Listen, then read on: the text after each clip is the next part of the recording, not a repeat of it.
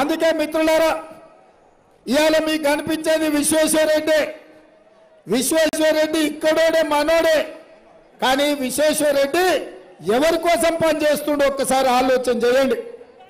ఇయాల విశ్వేశ్వరరెడ్డికి ఓటేస్తే, విశ్వేశ్వరరెడ్డి సీటు గెలిస్తే ఈ విశ్వేశ్వరరెడ్డి బొట్లో కత్తి పట్టుకొని తిరుగుతున్నాడు.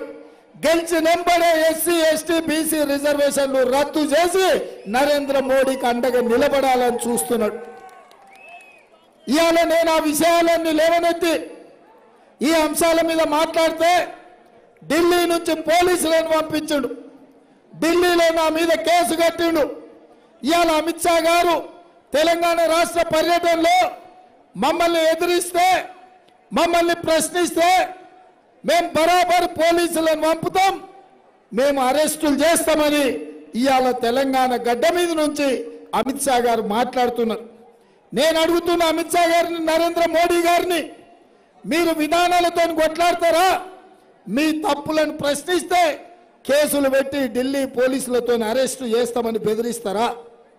నేను చెప్పదలుచుకున్న నరేంద్ర మోడీ గారికి, అమిత్ షా గారికి, ఒకవేళ మీ రేవంత్ అన్న గురించి వాళ్ళకి తెలుసో తెలియదో నాకు తెలియదు, కానీ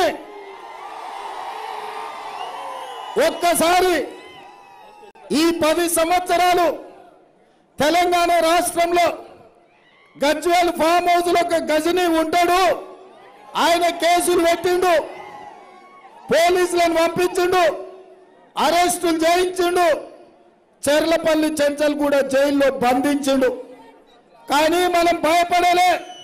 లక్షలాది మంది కాంగ్రెస్ పార్టీ కార్యకర్తల అండతోని తిప్పికొట్టి బీఆర్ఎస్ ను బొందబెట్టి బోర్ల వడగొట్టి బొక్కలు కొట్టినాం.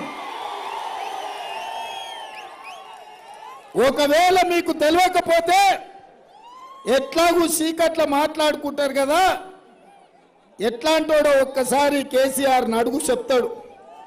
అందుకే ఇవాళ భారతీయ జనతా పార్టీ నాయకులు బీజేపీ అంటే భారతీయ జనతా పార్టీ అంటున్నారు.